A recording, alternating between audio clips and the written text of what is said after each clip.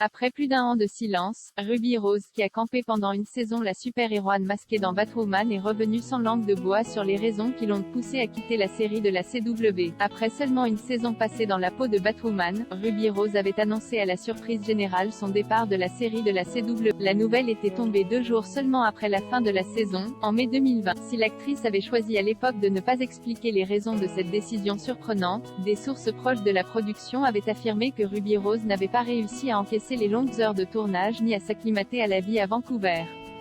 Des rumeurs disaient également que la comédienne avait une mauvaise entente avec la production. Mais plus d'un an après ce départ précipité, Ruby Rose a décidé de prendre la parole sur ses conditions de travail sur la série via des stories Instagram, et de donner ainsi sa version de la vérité. Des comportements déplacés sur le plateau c'est trop, a ainsi écrit Ruby Rose sur son Instagram, interpellant au passage la showrunneuse de la série Caroline Dries, ainsi que Greg Berlanti et Sarah Schechter de Berlanti Productions. Je vais dire au monde entier ce qui s'est réellement passé sur ce plateau, continue-t-elle. La première personne visée est Peter Ross, ancien président de Warner Bros. Television, qu'elle accuse de comportements déplacés envers de nombreuses jeunes femmes. Selon ses dires, il les aurait forcées à utiliser un défroisseur sur son pantalon, près de son entrejambe, alors qu'il portait encore le dit pantalon. Il aurait également engagé un détective privé afin d'enquêter sur l'actrice, détective qu'il aurait ensuite viré quand le rapport rendu ne convenait pas au discours qu'il voulait créer.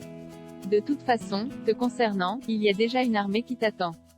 Des accidents drame. L'actrice est ensuite revenue sur l'accident, très largement documenté, survenu lors du tournage d'une cascade en saison 1. Grièvement blessée au cou et aux côtes, elle avait dû être hospitalisée. 10 jours seulement après cet événement, Peter Ross lui aurait mis la pression afin qu'elle reprenne le tournage au plus vite. À toutes les personnes qui disaient que j'étais trop raide sur Batwoman, imaginez reprendre le travail 10 jours après ça. 10 jours, où toute l'équipe technique et les acteurs auraient été virés et j'aurais déçu tout le monde parce que Peter Ross m'a dit qu'il ne voulait pas recaster mon personnage et que j'étais en train de faire perdre des millions au studio, en me blessant sur son plateau. J'aurais donc été celle qui aurait fait perdre à de nombreuses personnes leurs emplois. Cette blessure a également empêché Ruby Rose de se rendre au Comic-Con de San Diego en 2019. La production aurait alors insisté pour que la comédienne fasse elle-même l'annonce sur les réseaux sociaux, tout en lui demandant de couvrir sa cicatrice. On ne veut pas voir cette cicatrice en vidéo. Ruby Rose a également évoqué les conditions de tournage de la série, affirmant que de nombreuses personnes ont été blessées durant cette première saison. Un membre de l'équipe a souffert d'une brûlure au 3e degré sur tout le corps, et nous n'avons reçu aucun suivi psychologique après avoir vu la peau de son visage se détacher. Jai était la seule à lui envoyer des fleurs et des cartes. On nous a ensuite demandé de faire une scène de sexe sans une seule minute pour réfléchir à ce qui s'était passé. L'actrice aurait également subi une blessure au visage qui aurait pu la rendre aveugle. Une autre membre de l'équipe serait devenue tétraplégique à la suite d'un accident sur le plateau. La production n'aurait pas souhaité couvrir ses frais médicaux, estimant que la personne en question était en tort pour avoir été sur son téléphone au moment de l'accident.